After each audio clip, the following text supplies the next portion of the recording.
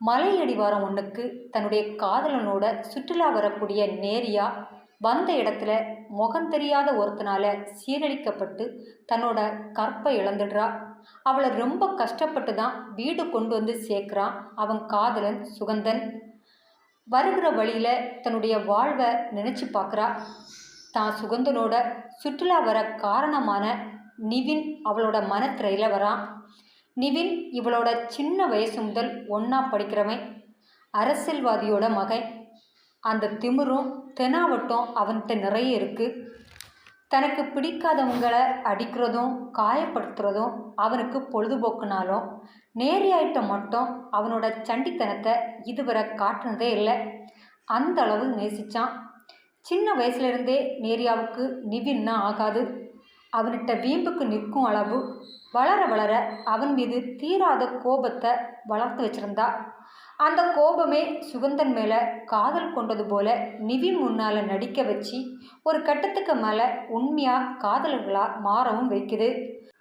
நிவினோட நையாண்டிக்கு குறுக்கே வீம்புக்கு நின்னதால தான் இந்த சுற்றுலா பயணமே ஆரம்பமாகுது.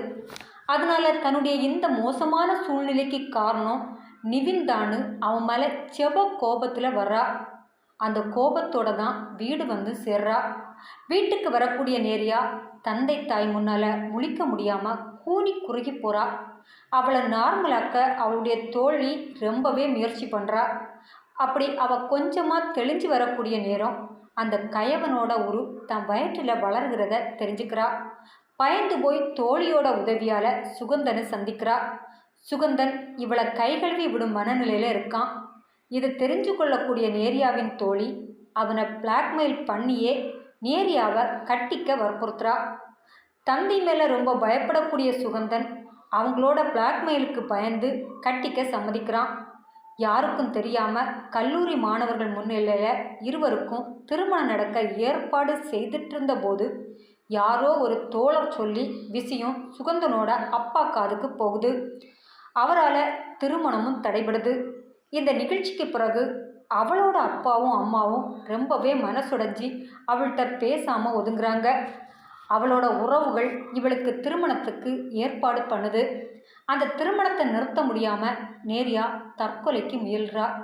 ரொம்ப கஷ்டப்பட்டு அவளை காப்பாற்றக்கூடிய அவளோட குடும்பம் ஒரு கட்டத்தில் நேரியாவின் உண்மை தெரியாமல் இனி திருமண பேச்சையே எடுக்க வேணான்னு முடிவு பண்ணுது. நேரியாவுக்கு நாள் ஆக ஆக பயம் வந்து நெஞ்சு அடைக்க அவளின் ஓவர் தடுமாற்றத்தால் அவளோட அம்மா அவளுக்கு தெரியாமல் அவள் தோழியிடம் விசாரிக்க ஆரம்பிக்கிறா. ஒரு கட்டத்தில் உண்மை தெரிய வரும்போது உடஞ்சும் போகிறா. மகளை எப்படியாவது இந்த பழியிலிருந்து காப்பாற்றணும்னு தன் மகளுடைய இந்த நிலைக்கு சுகந்தந்தான் காரணம்னு தப்பு கணக்கு போட்டுட்டு அவன் தாயை நாடி போய் ஒரு வழியாக திருமணத்துக்கும் ஏற்பாடு செய்கிறா. இதை அறிஞ்ச நிவன் தன் தாயிடம் எவ்வளவோ கெஞ்சி பார்க்குறான். ஆனால் திருமணத்துக்கு ஒரு நாள் முன்பு வர எதுவுமே செய்ய முடியாமல் திணறான். ஆனாலும் நேரியா தனக்கு தானு தன் தோழனிட்ட சவாலும் விடுகிறான். திருமண நாளும் வருது. நேரியா மணப்பெண் கோலத்தில் மணமேடைக்கும் வருகிறா. அப்பந்தான் சுகந்தனோட முகத்தையும் பார்க்குறா. வேண்டா வெறுப்பில் அவன் முகம் இருக்கிறத கண்டு துணுக்குறுகிறா. அவன் அருகில் அமர சென்றபோது மயக்கம் வந்து தன்னுடைய நிலையை மொத்தமாக உறவுகளுக்கு தெரியப்படுத்துகிறா.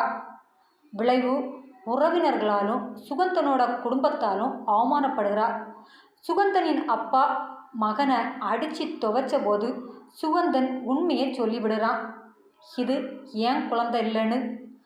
அடுத்த கேள்வி நேரியா பக்கம் திரும்பிய போது அவள் பதில் சொல்ல முடியாமல் முழிச்சிட்டு நின்ற நேரம் உள்ள நுழையக்கூடிய நிவின் நேரியாவின் குழந்தைக்கு தான் தான் அப்பான்னு சொல்லி அடியும் வாங்கி கடைசியில் அவள் கழுத்தில் தாலியும் கட்டுறான்.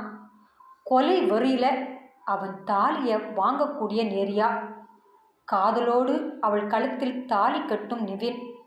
இனி இருவர் வாழ்வில் வரும் தாம்பத்தியமும் திருப்பமும் சுவாரஸ்யம் நிறைந்த ரொமான்ஸும் நம்ம ஆர்ஜே சக்தியின் குரலில் கேட்க தயாராகுங்க.